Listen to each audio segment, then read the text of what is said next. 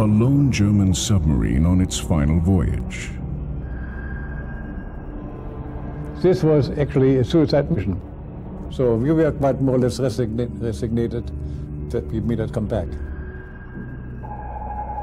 A crew of 5 German officers, 55 sailors and 12 passengers, risking their lives in the final days of World War II.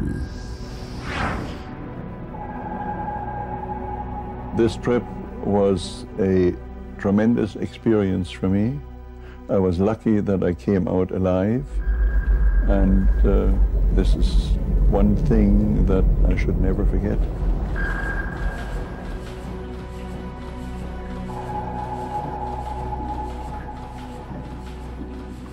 The chances were 50-50. In reality, they were much worse. But that we did not know, because losses were never revealed.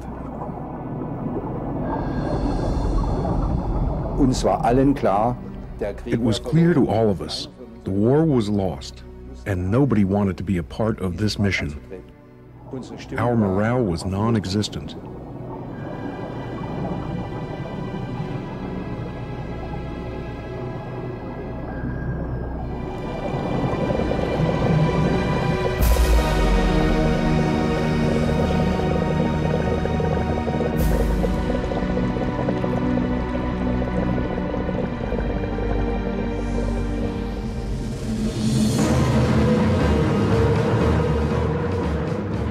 Germany, early 1945. The end is near.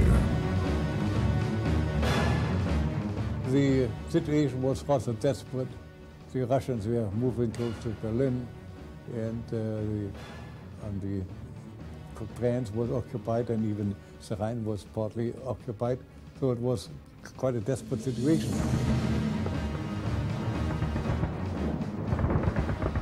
American troops are striking at the heart of Germany. Hitler's armies are crumbling. The Allies are winning the war. Germany was already beaten. There was nothing left anymore. The cities had been bombed to the ground. Everything was destroyed. By then the war had become completely senseless, but still millions were being sacrificed. Bombs rain on Germany. The Allies are laying waste to the entire country. Germany is drowning in destruction. Despite the continued bombing, parts of Kiel Harbor are still operating. The submarine docks. One boat is being prepared. Its name, U-234. Das Boot ist in die Germanienwerft zum Umbau gekommen. The boat had been moved to the Germania yard for refitting. We, the crew, were not told why and for what reasons the boat was being refitted. There were rumors that we were going on a long and dangerous mission, but why and where we were going, that was kept secret from the crew. In the submarine bunkers, U-234 is a modified mine layer, the largest submarine still in service. To the surprise of the crew, the boat is not being prepared for the defense of Germany. U-234 is to become a cargo submarine. Soweit ich mich erinnere, I remember that the captain himself did not know what was coming on board. He only received a sealed cargo list. Lieutenant Commander Heinrich Fehler. He is not an experienced submarine skipper. This will be his first combat mission. After grueling losses, he is the best skipper the Navy can muster. Before we left with the submarine, we had a big party. We had plenty of food, quite in contrast to what we did before. We often quite hungry. And there was caviar and all kinds of things that we know they existed anymore during the war. And the guests were admirals and big party bosses. And where big toasts were given, and the need for our mission was very clearly pronounced. Karl Ernst Pfaff, second watch officer. He is one of the few aboard U-234 who know the destination of their voyage. The mission was to go and bring a load of material to Southeast Asia. Pfaff supervises the loading of U-234. He directs the payload crew as they fill up every inch of the U-boat with boxes and crates. Some of the cargo comes aboard in sealed containers. These are stored in the box keel, deep in the belly of the submarine. Nobody knows what is in them.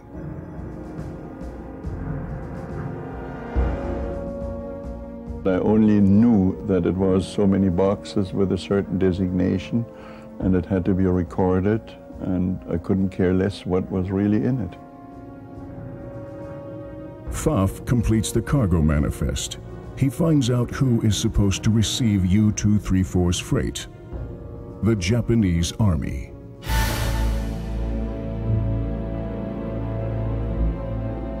By spring of 1945, Germany has already lost 70% of its U-boats.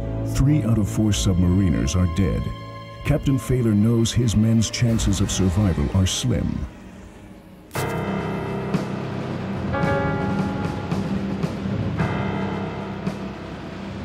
March 25, 1945. U-234 finally leaves Kiel and enters Allied-controlled waters. From now on, Fehler and his crew are at the mercy of their enemy.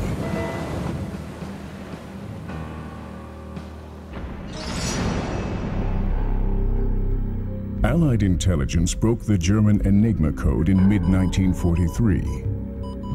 American and British commanders receive regular briefings on what the enemy is up to. No German military secret is secure anymore. That includes the departure of U-234.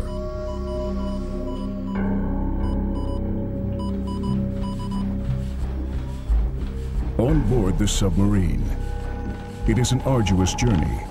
The U-boat remains submerged for days in order to avoid detection. It is cold, the air is foul, and it is more crowded than usual because the crew shares their cramped quarters with some very important passengers. Highest ranking among them, Luftwaffe General Ulrich Kessler. I was only told that my father was assigned to Tokyo as Air Force attaché. Kessler is an air defense specialist. Also on board U-234, Kessler's adjutant Erich Menzel. Im Frühjahr 1944 hatten die Japaner In the spring of 1944, the Japanese were having more and more problems defending themselves. Their war machine was conceived only with offensive measures in mind. It was useless for defense.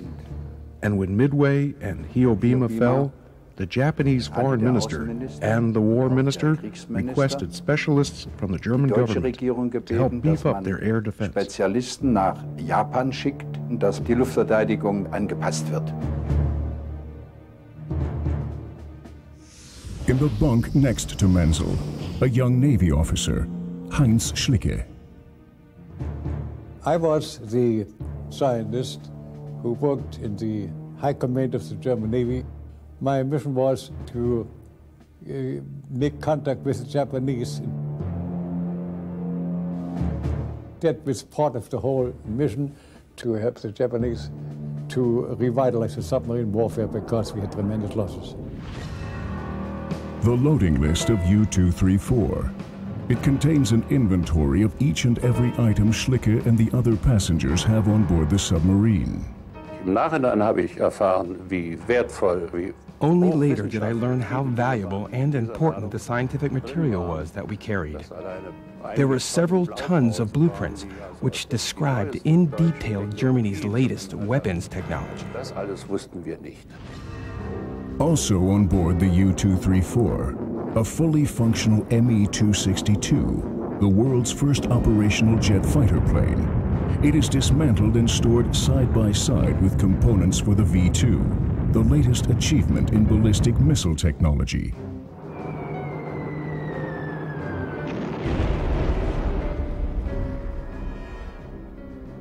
Research papers from Germany's premier weapons development projects. Navy scientist Schlicke carries most of them in his baggage.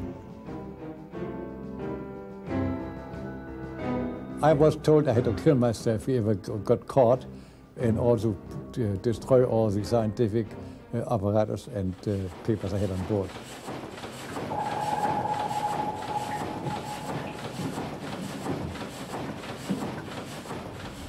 Packed to the brim with scientific experts and highly sensitive war materials, U-234 continues on its clandestine mission.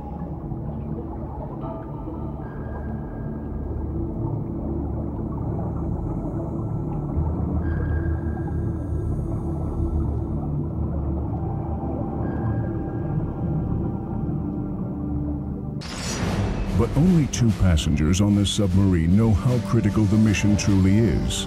Lieutenant Commander Hideo Tomonaga and Lieutenant Genzo Shoji, high-ranking officers of Japan's Imperial Army. My father studied aeronautics, and Mr. Tomonaga studied submarine warfare. They were both on the submarine together.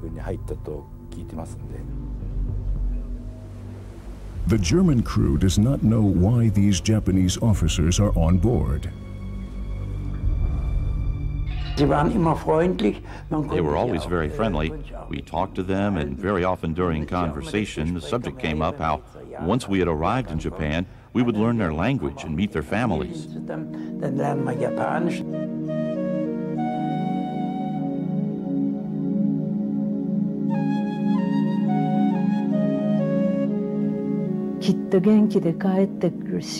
Before he left for his last voyage, my husband was very careful not to let me know how dangerous this mission could be. He convinced me that I should wait for him and that he would return unscathed very soon.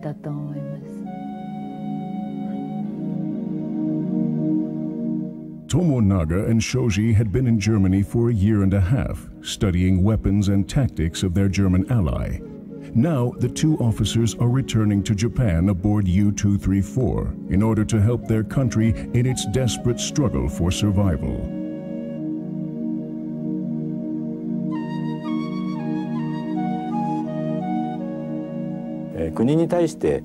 He did not complain about the country. And just like people in those days, he was devoted to the country and the emperor, in principle and in spirit.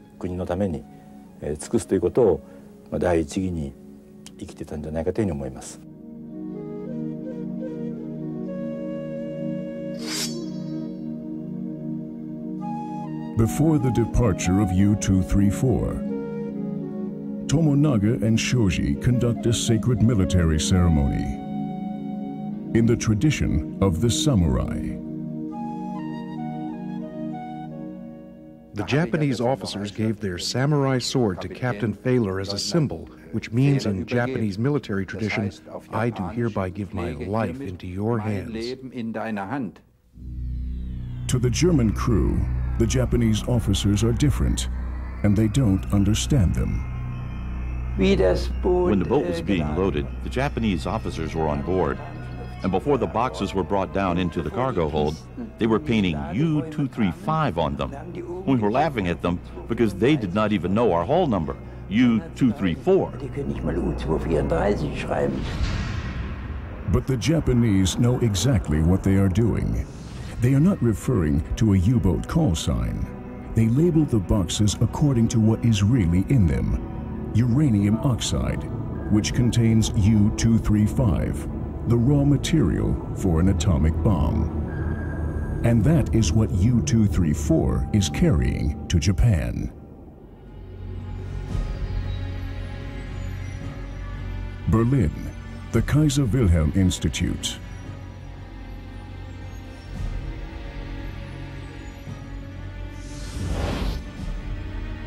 This is where it all begins.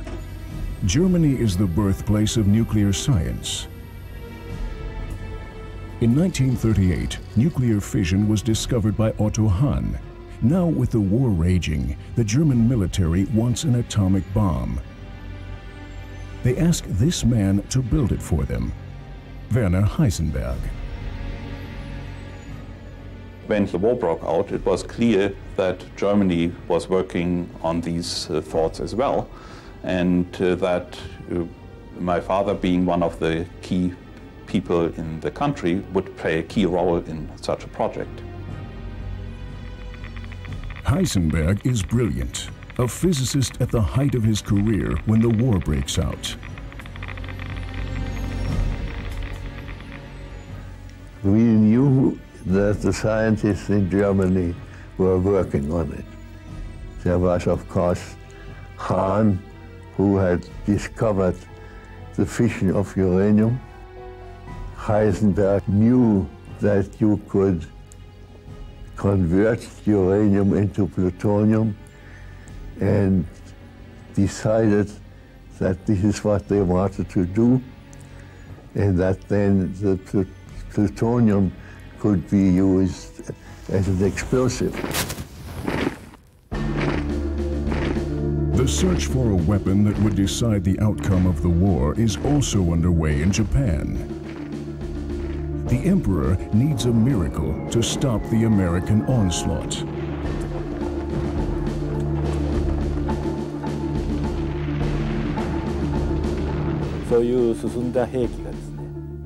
They urgently needed an advanced weapon because the Japanese military realized they were facing the beginning of the end.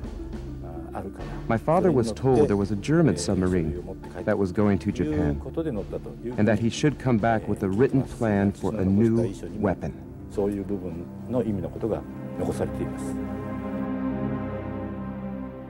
And Tomonaga is bringing back more than that.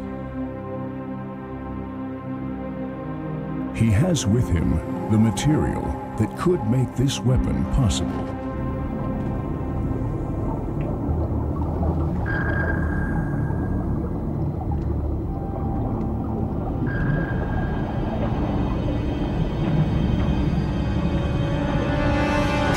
Japan, Empire of the Rising Sun. But in 1945, the sun is obscured by dark clouds. The Americans are threatening the Japanese mainland, and this man is supposed to stop them. Yoshio Nishina. Dr. Nishina was asked by the Air Division of the Japanese Army to undertake this project. When I joined, the project had already been underway for more than a year and a half. Tokyo, Riken Laboratory. In this building, Nishina and his staff are trying to do what Werner Heisenberg is also attempting in Berlin: build a nuclear bomb. But they are facing an obstacle that even makes pure research a daunting task.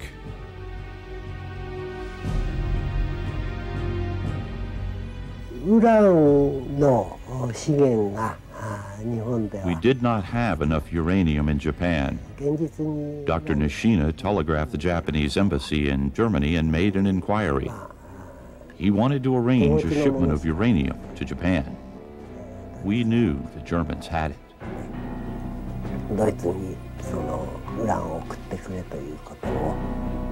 It's July 1943. The Japanese ambassador in Berlin receives a secret telegram.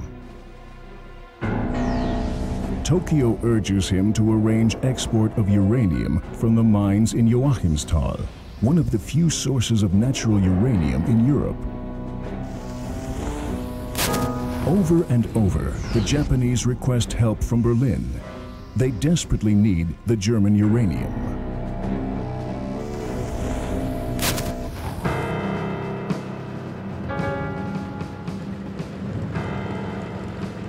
The Japanese ambassador, Hiroshi Oshima, personally pleads with the German government. There was quite a lot of pressure on Dr. Nishina. I remembered being called into his office, where he instructed me to hurry up with the program. The flurry of urgent telegrams continues. Finally, the Japanese ambassador secures a high-level meeting with Hitler himself. The dictator agrees. Japan should receive German help. Hitler orders that the Japanese be afforded any assistance regarding all weapons and devices which could be used to the advantage in the common cause.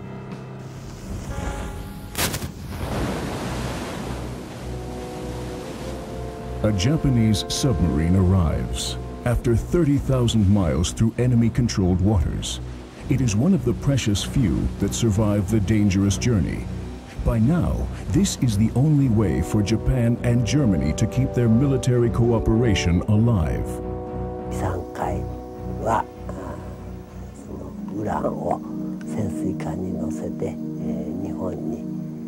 There were 2 or 3 submarines coming from Germany loaded with uranium, but they never arrived. These were Japanese submarines. I heard they sunk at sea, close to Malaysia.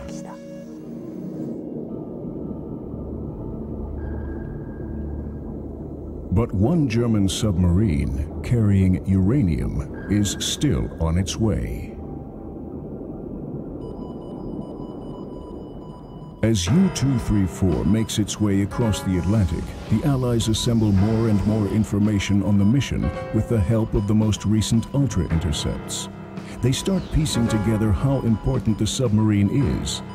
The Allies don't know much about the cargo, but realize the value of the passengers aboard U-234, and that they need to be stopped.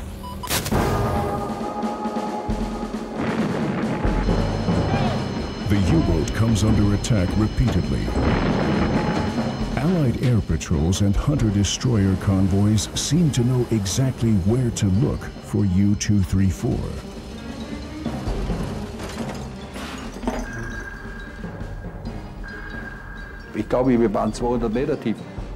I think we were 650 feet deep, and at 500 feet, you could already hear the rivets creaking. As an engineer, I knew that if there was a crack the size of a pinhead, the pressure would be so enormous, the boat would break apart. I always feared for my life when I was on this submarine. Nicht gefühlt.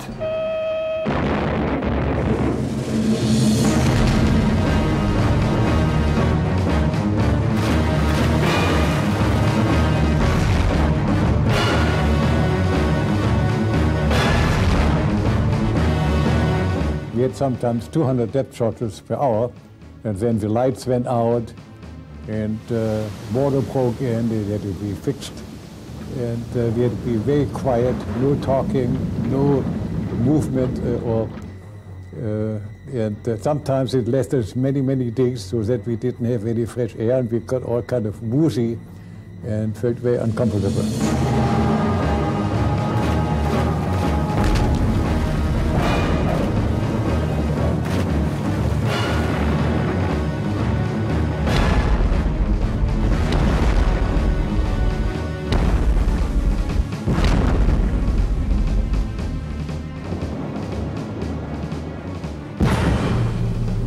You are afraid. You are in this machine and you can't see a thing. You can only hear. You cannot defend yourself. You have to imagine. It is similar to sitting inside a barrel of gasoline and somebody is hitting it with a sledgehammer from the outside.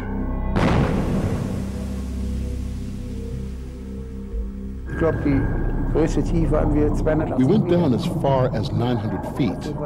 The submarine was not constructed for this, but we had no other choice. We needed to go down that deep. The Allies had no idea. They thought the boat was warranted for no more than 300 or 350 feet. And that is how they configured the depth charges. They were able to tell these things when to detonate. And because we were so deep, the bombs exploded well above our submarine. Sind die was über uns detoniert.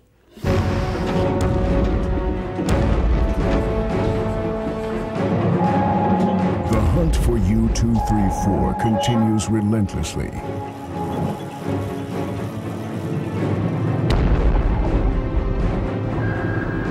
In order to escape, the submarine descends deeper and deeper.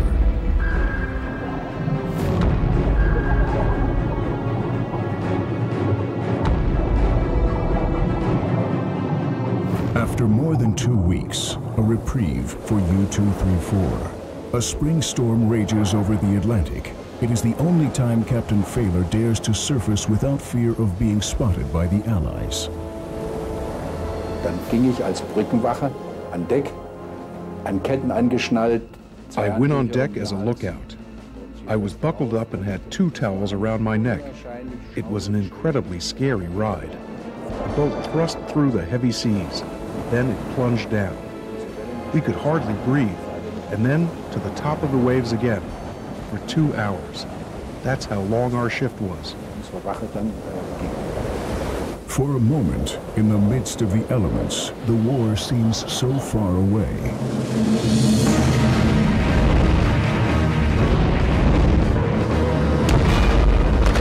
Berlin, the very same day. An orgy of death and destruction rings in the final hours of Hitler's Germany.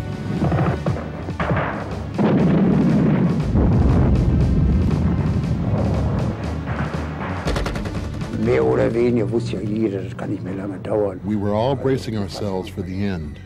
We knew it would not last much longer. On the radio, we heard the Russians were entering the outskirts of Berlin, street fighting in the capital. We were expecting that today, or tomorrow, or the next day, the war would be over. May 2nd, 1945. The generals who stayed with Hitler until the end are leaving the bunker. The Chancellery. From here, the dictator directed his war. Finally, the war he unleashed returns. 12 years of Nazi rule are over, and Hitler is dead. Hitler's successor, Admiral Karl Dönitz. Now that Germany has lost the war, his only remaining task is to order the armed forces to surrender. From his provisional headquarters in northern Germany, he records a special radio message to the submarines that are still at sea. Meine U-Bootsmänner. My U-boat men. 6 years of war lie behind us. You have fought like lions. An enemy with oppressive material advantage has contained us on our exceedingly small territory. Von der verbleibenden Basis aus. From this remaining base, a continuation of our struggle is impossible. U-boat men, unbroken and immaculate, you laid down your arms after a heroic fight. Long live Germany! Es lebe Deutschland! But not every German submarine surrenders.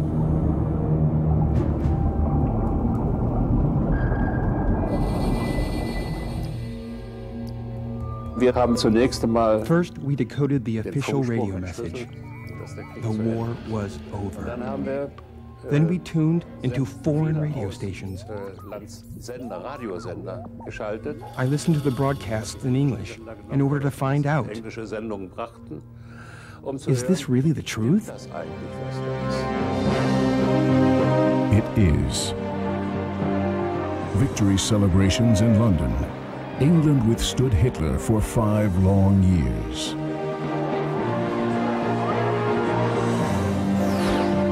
The same joyous affair in Paris. The people of Europe are free from war.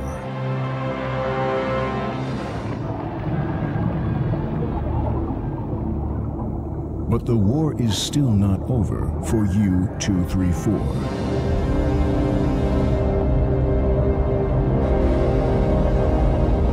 The submarine is still slowly making its way across the Atlantic.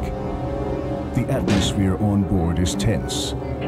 Captain Fehler knows they will never reach Japan. Should they surrender? And where? Captain Fehler has to decide what to do.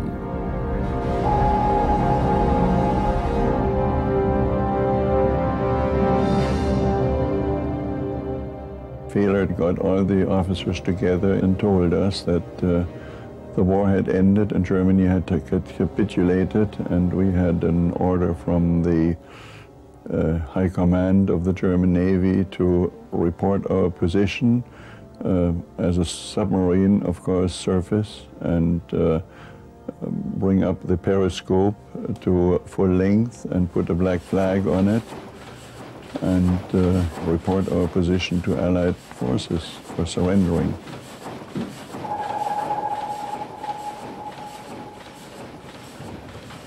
Captain Fehler summons the entire crew for an important meeting. He wants to hear what his men have to say.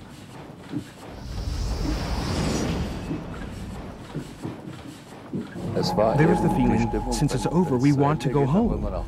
Some said they wanted to go to Argentina. Another group wanted to go to the Caribbean. It was all a lot of silly stuff. In reality, the options are few. Fehler must surrender or be treated as a pirate. That means he has to give up to the Allies, and soon. The Atlantic was divided in certain sectors, and we were in the sector that would normally have required us to continue on our way and go to Halifax, Nova Scotia. But the captain decided he would rather hand the submarine over to American forces. A fatal decision for the Japanese passengers. They are still at war with America. The Japanese officers did not realize what had happened until the captain informed them. They were put under arrest in their bunks because there was a concern that Captain Tominaga, an excellent submarine officer, would have been very capable of sinking the ship and its crew.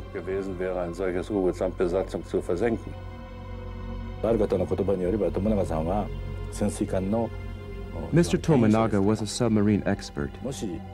He could have sunk the submarine for good if everybody had been ready to sacrifice their lives with the boat. For the Germans, the war was over by then. But for the Japanese, the war was still going on. Both Mr. Tominaga and my father must have believed that they should not sacrifice other people's lives.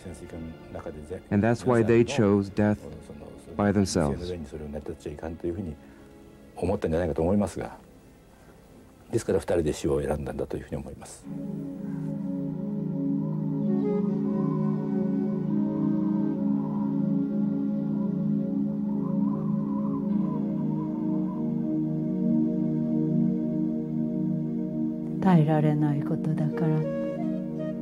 My husband prepared sleeping pills.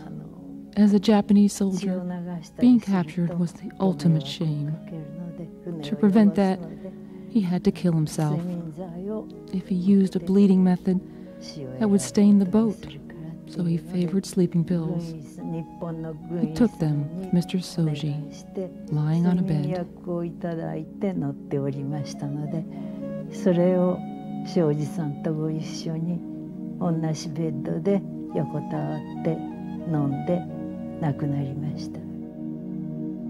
The German guard becomes suspicious. The Japanese have not stirred in hours. He finds them lying in their bunk, motionless. In front of their beds, on a little table, an empty water glass, personal photographs, and a letter.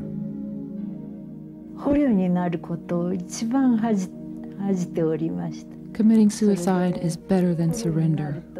This is the samurai spirit, which has been preserved in Japan for a long time. If you are captured, it is a disadvantage for our sacred country. Surrender is a great shame for a samurai. That is what we learn as children. The death will be sad and not happy, but Japanese cannot think of it any other way.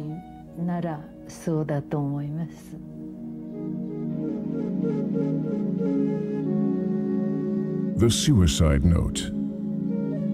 Last words of the dying men. Tominaga and Shoji have only one request. Please let us die in peace and bury our bodies at sea.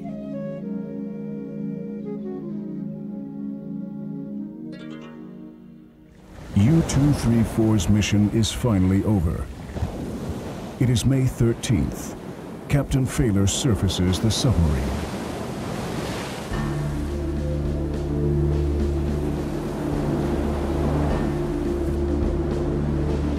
Allied destroyers pick up a faint radio transmission. A German submarine broadcasts its position. U-234 is ready to surrender. Then the race began among the competitors, America and Canada. Everybody wanted the big prize, and the question was, who would be the first to reach us? As soon as the Americans find out which boat is about to surrender, they are determined to be the first to reach it.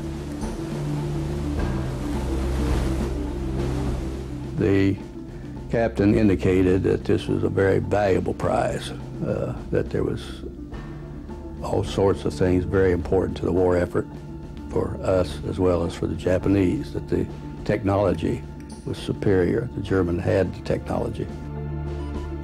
U-234 deliberately radios the wrong coordinates to its Canadian pursuers. The ploy works. Failure sends them on a wild goose chase, and U-234 heads straight for the American destroyer, USS Sutton. The skipper of the Sutton finally figured out that the German commander did not want to surrender to Canadian forces.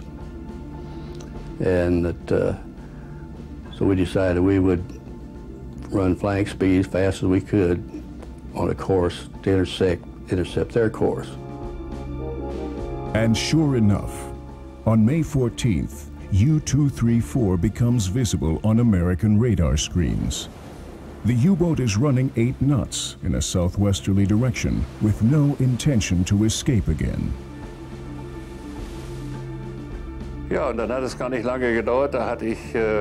It did not take very long before I had radar contact with the ship, and the captain asked me, "How long before it is here?"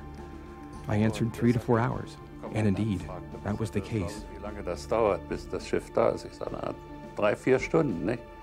Und es war auch tatsächlich so. Dann war es da.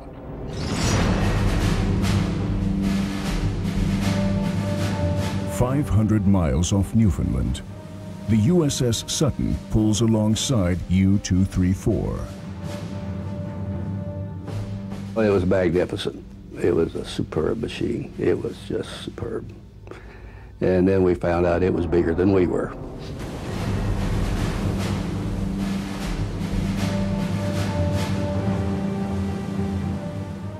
The next morning, a prize crew came on board, Americans armed to their teeth. The American officer publicly announced an order by Admiral Kincaid, commander of Allied forces. You are now prisoners of the United States. The crew and passengers of U-234 do not know what to expect from the Americans. After this long and cruel war, will the victors hate them? But the American sailors treat them with decency.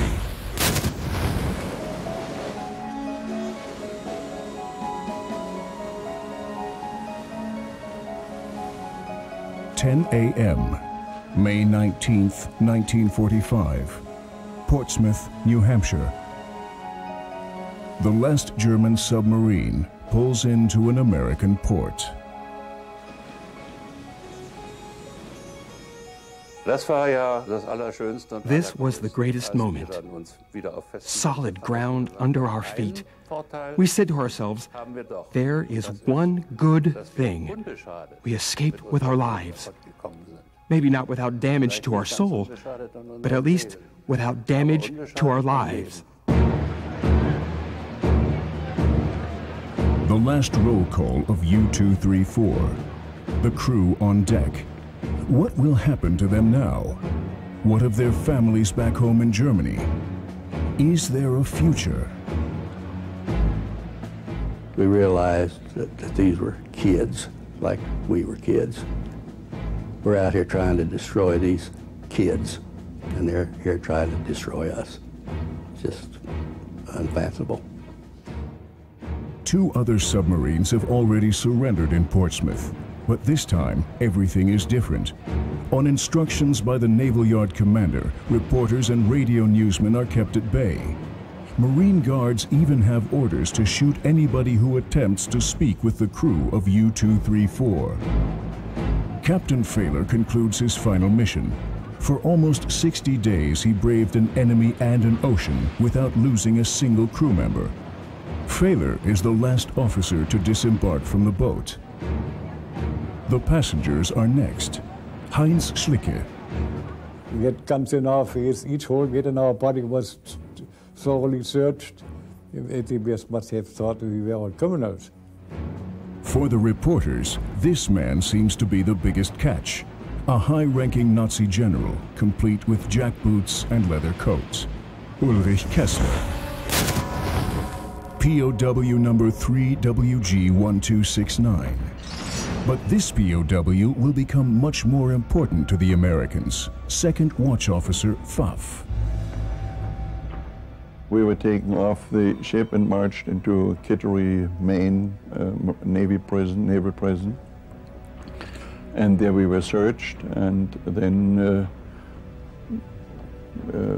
relieved of any valuables that we had, such as money or watches, and but could keep all our clothes, everything that we had, and were put in cells. The prison. A dark, forbidding place. Now the interrogations begin. The Americans are looking for someone who can tell them about the cargo. During the interrogation, they knew more about me than I knew myself. They told me before the departure you were here and then there. I could not even remember that myself. They knew everything, all of it, about everybody.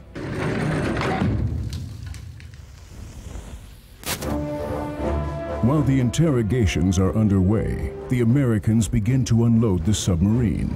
When I went down to the dock, in the bottom of the dock, and we started unloading the box keel, I had no idea of what we would find or how important it would be. Finally, the Americans find the cargo manifest. Item number 38, a chilling detail. 560 kilograms of uranium oxide.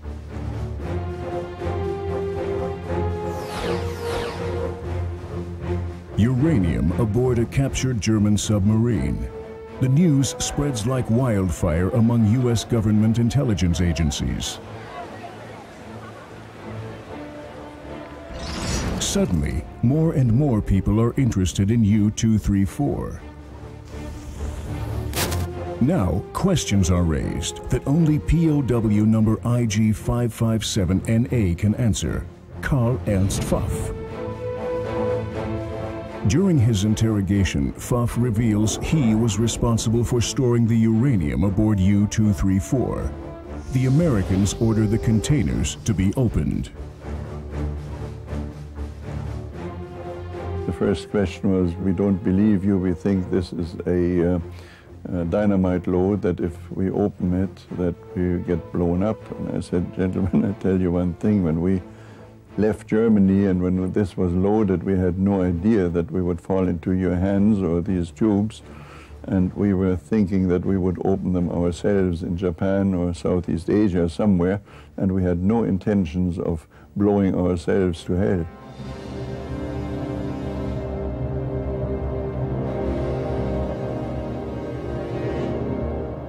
I sat there, and the poor man, he didn't believe me very much, but he was under orders to open that thing, and he started sweating, and sweat pouring down his forehead, and he told me he had a family and he didn't want to die young, and I should be thinking of that and not let him die. And I said, no, you just open it.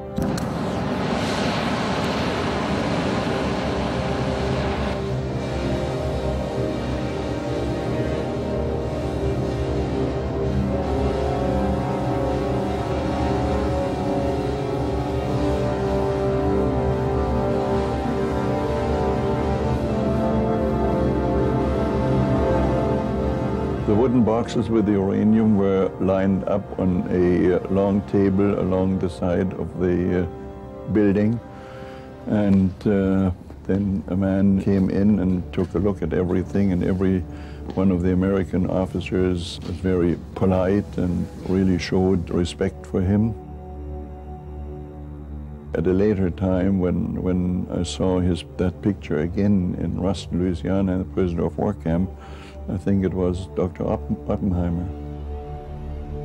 Robert Oppenheimer, the father of the American atomic bomb.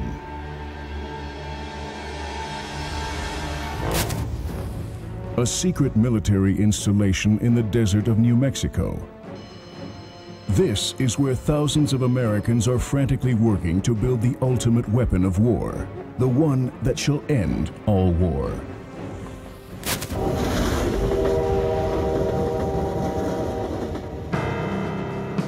They come from all over the world, brilliant physicists, some of them Jews from Germany, on a mission to stop a madman. Among them, Hans Bethe. It was our main object to have a weapon against Hitler. And back in 1942, the war looked very bad for the Allies. And so we thought that maybe only an atomic bomb could decide it. First tests in the desert. Success proves to be elusive. The question was, what did they have to do to produce the bomb? What raw materials did they need, and how much of it did they need? The scientists couldn't tell them at the outset within a factor of 10, whether it was 10 kilograms or 100 or 1,000, they didn't know. And this was of a substance that had never been produced in quantity before anyway, except in laboratory quantities. What is the critical mass? The question cannot be answered. Not in Berlin, not in Tokyo, and not in the desert of New Mexico. Not yet. We had no idea how long the war might last, and so we wanted the maximum amount of uranium. And this is the man who is going to deliver the very things the scientists need. Major John Lansdale. I was the chief security officer for the Manhattan Project. My task was to prevent information from slipping into the hands of the enemy. Lansdale's mission changes as American troops liberate town after town in Europe. He directs the classified Alsos expedition. Lansdale and his men comb the continent for every ounce of uranium the Germans leave behind after their retreat. I was interested in getting as much uranium as I could. The biggest problem in 1945 for us was to get an ample supply of uranium. Then he receives the news of the German submarine in Portsmouth Harbor. When I heard about the uranium aboard the German submarine, I got very excited because I knew that we needed all of it. U-234 also interests other departments of the Manhattan Project. Documents from the submarine are rushed to the radiation laboratory at MIT, supervised by the National Defense Research Committee, a think tank for the Manhattan Project. I made arrangements for my staff to retrieve and test the material.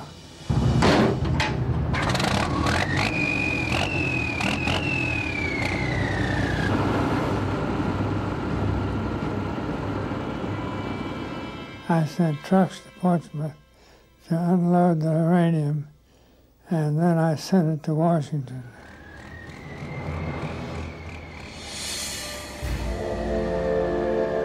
After the uranium was inspected in Washington, it was sent to Oak Ridge. Oak Ridge, Tennessee, Plant K25. This is where raw uranium is purified and enriched. The German uranium oxide ends up here, in the pile of weapons-grade material that will make up America's atomic bomb. If you have 560 kilograms of uranium, it would have taken approximately a week in 1945 to separate this into weapons uranium. U-234 arrived in America in mid-May. Would the Americans have used the German uranium in their atomic bomb? We wouldn't care where the uranium came from We wanted all that we could get. At the end of July, the last shipment of weapons-grade uranium leaves Oak Ridge for Los Alamos, more than 8 weeks after the German uranium is seized. How crucial was this material really for the American bomb? How much weapons-grade material would the German uranium yield? 500 kilograms of raw uranium might result in half a kilogram of uranium-235, not enough to make a bomb with, but an important increment. August 6th, 1945, the day that will end the war.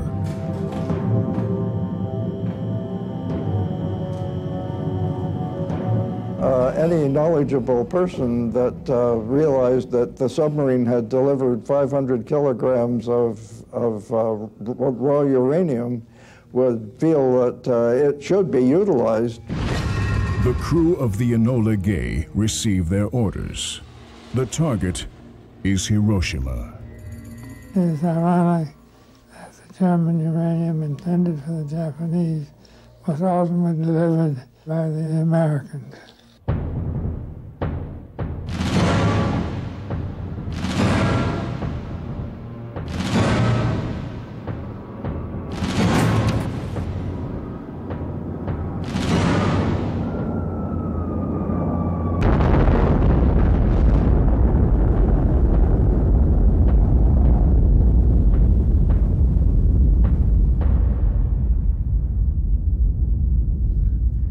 We were shown pictures taken from the air of Hiroshima.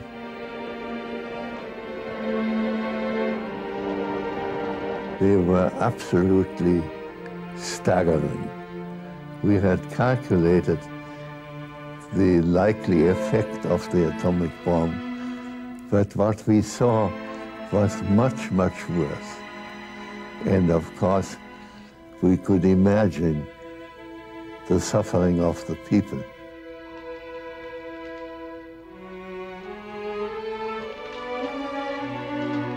When the first atomic bomb was dropped on Hiroshima on August 6th, for me it was evident it had been built with the help of our material. The terrible irony of history. German uranium did not help defend Japan. It contributed to its destruction.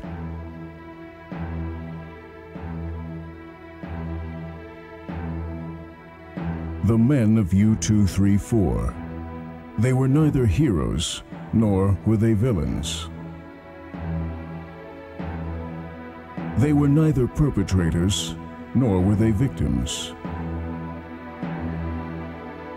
They were simply swept up by the tide of war.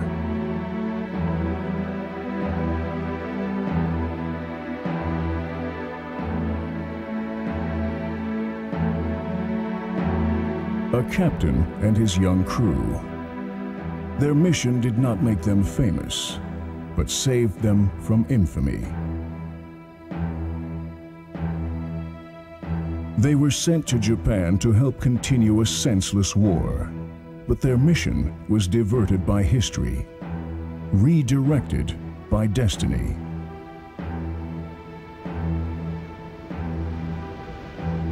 The men of U-234 simply survived their journey and may have helped win America's war.